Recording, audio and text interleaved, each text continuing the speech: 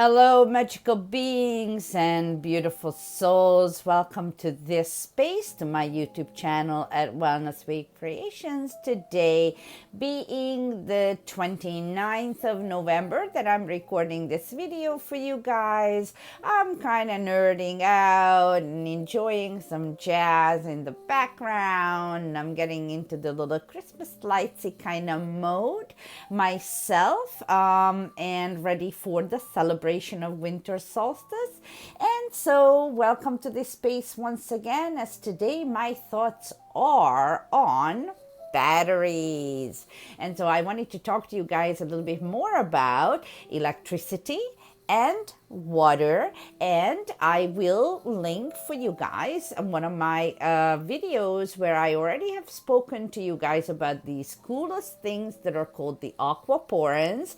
And if you want to have more information on that, please check out that video and connect all of the dots of this video about electricity and water, and how actually these two not only make a remarkable sense, but it is the greatest surprise to all that these two things actually don't at all repel each other when they're in their right form with the right properties. Okay, so without any further ado, this is Urshi, your Ayurvedic health counselor and frequency healer and little nerdy alchemist, and let's go get at this topic. Okay, one of my favorite literature when it comes to electricity and voltage and healing is by Dr. Jerry Tennant, who has this amazing book. I'll link it here for you guys, so that in case you're interested in this topic further, then you can grab his book on Amazon. And where Dr. Jerry Tennant has a super cool approach and a brand new paradigm shift as a medical doctor, and he was talking about something that really caught my ears, as I have been saying the same thing for many years, almost a decade now, when I talk about electricity and water and cellular hydration. And one of the things that Dr. Jerry Tennant says, that instead of you asking yourself about or wondering about this disease or that disease, you give names to these ailments or these eases of the system, whether it is a heart problem, whether it is a kidney issue, whether it is a digestive situation, whether it is your lymphatics, whether it is you're not able to lose weight, whether it is that you've got allergies. So it doesn't really matter about the actual disease. What the mindset should be is the clear understanding that all diseases really are the end result of the loss of electrical charge or voltage in your system or in that particular pathway where the disease shows up. So I brought these two batteries, today here for you guys on camera, because I think that we all know, like you see, that when we put the same ends together, in this case, these are the two positive sides of the battery, then what happens is they'll repel each other, okay? And we all know that. I mean, there's just not a human being that probably does not understand this concept. However, if I were to turn it around to the negative end, two negatives also repel each other. So what binds then the actual idea of connectivity is when the negative side is meeting the positive side, and then that connection is going to be an attraction, almost like a magnetic, but in this case it's electromagnetic like connection. So it works the same way in the body. It just simply does. I mean, you don't think that the physics and quantum physics change on the inside of you. No, it's actually quite the same.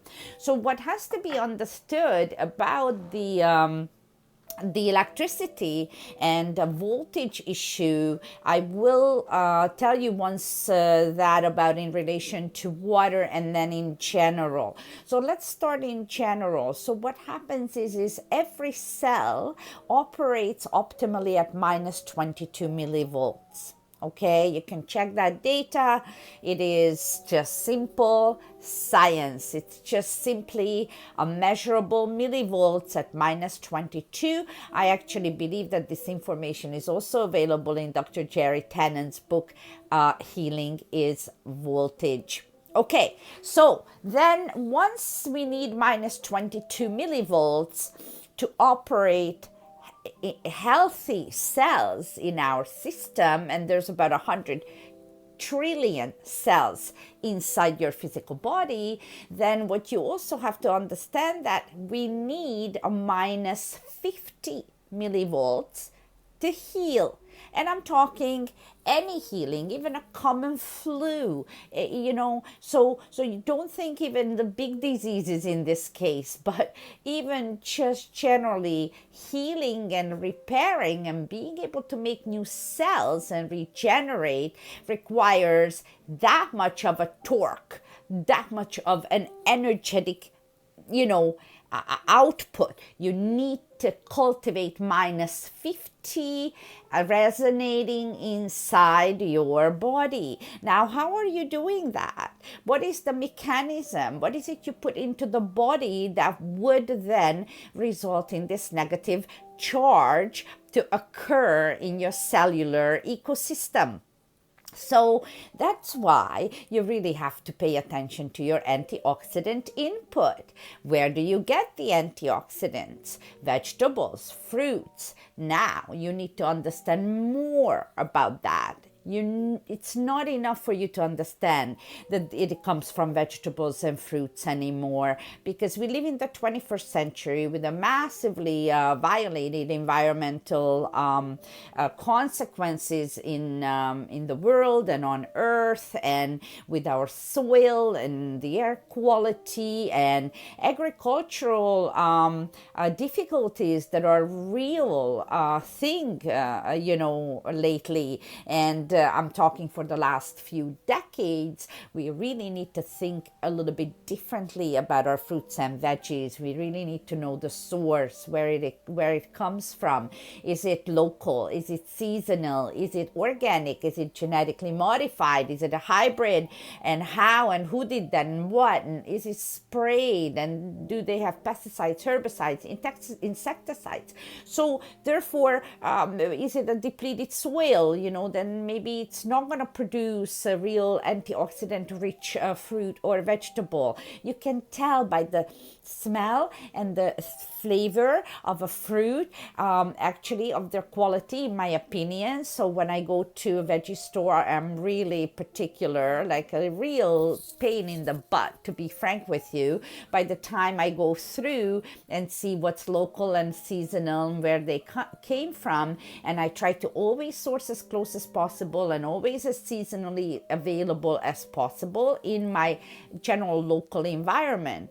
So the farther you source your fruits and vegetables, the least antioxidants they will hold. And that is also very measurable, to the point that I can tell you, I personally have measured lots of fruits and vegetables with a little gadget where I just put a probe in it, and it will actually literally show me the millivoltage that fruit carries. And I assure you, if you were to pick that orange in Florida and measure it, it'll measure a minus millivolt. But if that orange from Florida travels to me here in the northern Pacific, across the whole continent diagonally, by the time I actually get that orange, it will not hold the same electrical value, because that's really what antioxidants mean. So really, let's talk about this for a moment as well. And just really for one moment, we're going to link here for you what it means when a cell becomes sick. or ill, or we also call it a free radical cell. Well, that means actually they lose an electron. So they are electrically lopsided. So they innately want to steal that electron that they're missing back from another cell, and then they start creating this localized havoc, which then, if this activity persists, then eventually that area, that tissue can start forming all kinds of abnormalities, whether that could be a tumor, it could be just an accumulation of a cyst, or but it's definitely something, it could be a clump of something that if you discover that it could be as a result of that, by the way. Okay, so because you're losing electrical charge in that particular area. So the question is not what the disease is, the question is how are you regenerating your cells, as we are a walking, portable, guess what? Battery. We're just much better looking than this guy, okay? So remember that if, let's say, you never charged, or you would never charge your iPhone, it would not work. Now, obviously, we know that you put your iPhone into the electrical outlet in order for it to gain electrical charge. Well, we certainly, as human beings, we're not charging up through an electrical socket. So then how are you charging up? It's always with antioxidants, which then are capable to give that missing electron to that free radical cell without itself losing stability. So that is why we want the antioxidants, because that antioxidant is an electron donor to the free radical cell. Does this make sense, you guys, so far? So that in relation to water, there is water that is way beyond physical water, and those waters unfortunately are not really common anymore. We associate their locations with the blue zones that are carrying still this quality, glacier-like, full of vibrant electricity, with full of minerals, with this high alkaline, naturally alkaline, full of minerals, vibrational water, which is coherent beyond your understanding of the brain. I mean, if you just actually cultivate a little bit of a brain heart coherency here, then you're gonna be able to comprehend how it's more like a spiritual water. It's got a different it's got different properties. It's got molecular hydrogen in it by the disassociation of this electrical charge that's happening in these waters, usually at glaciers or top of waterfalls, and it's basically a natural ionization process, and those waters carry massive therapeutic benefits. And so it's got a really lot to do with electricity in that water, where all of the water molecules, they don't travel alone, they travel in clusters. And in these clusters, when there's this beautiful coherent water present, then in these clusters, there's basically the water clusters all are connecting to the positive to negative to negative to positive sides. Therefore, they're able to kind of hold these what we call clusters, and then these clusters actually become smaller, so they really can penetrate through our cellular structure when they've got the right properties. And so the molecular hydrogen happens, which I'm going to talk about in another video because it's not going to fit in here now. But what you need to understand is there's just a restructuring process that happens there, so just like, a coal and a piece of coal and a piece of diamond, they both have the same composition, but a different structure. So you need to really focus on structure here rather than composition. So this is not a chemistry class, it's more like a physics space here, and literally this is how the quantum field works as well. And so this is how it responds to whatever you put out there. It'll just bounce back at you. I mean, the good old boomerang, everybody understands that kind of bouncing back factor, and that idea, you guys, spreads out and expands right into everything in our lives. Like how we live, the three-dimensional world is all really how it shows up for you, is that bouncing back effect of what you are creating around you. So it is extremely important to be in a harmonious state with our environment. And even though, actually, I do want to say to you guys that even the universe pulsates, I believe, at that minus 22 millivolts that Dr. Jerry Tennant talks about.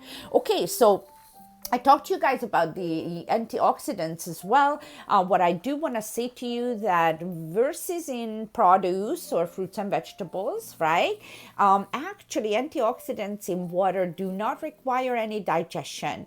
And that is a huge deal on its own merits. Okay, so now, I talked to you guys about the aquaporn. Like I said, we'll link that other video of mine here for you so you can get a little bit more information on it if you're interested. I talked to you guys about the polarities, about the negative, positive, and how there is an attraction there. And in relation to water, even if you check out my other video, I think it was called the Water Intel 101, then you can also see how we're able to absorb certain waters and not so much we can absorb other waters, which will directly affect the hydration value of what you're getting.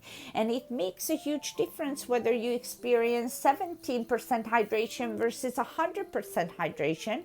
And so you need to really think about it. And also you need to think about that in your physical body, that cohesive water is not like tap water. It's got nothing to do with that kind of water. This is a different phase of water. It is more gel-like, more plasma-like. There's a lot of amazing studies and people that are doing exquisite water research, and I cannot get enough of them. As much as I have been already in water, in my healing space for a decade now, and I do a lot of research myself, and even I'm writing my first book that's going to come out in 2024, which I am so excited to share with you guys, as it could be a major milestone of how we clear inherited diseases in the context of actually these water talks that I share with you here on this channel.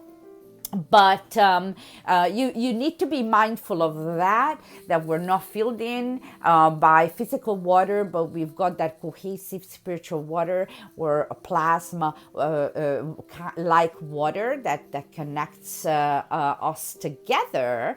And so it makes a big difference when you change the quality of that internal ocean of yours. Okay, so this is what I wanted to share with you guys today. Definitely remember that what I want to let you guys go with as the major takeaway of this video is that healing is voltage, that you need to focus on the regeneration of your cells, and we regenerate every single cell in the body in different increments, some of them in days, some of them in weeks, and some of them in months. We have got complete new cells to work with. So you are able to do a lot with your physical body for healing purposes. It was Orshi, your Ayurvedic health counselor, nerdy little alchemist, and thank you for being here today. And we shall continue this subject matter in my next video. Namaste.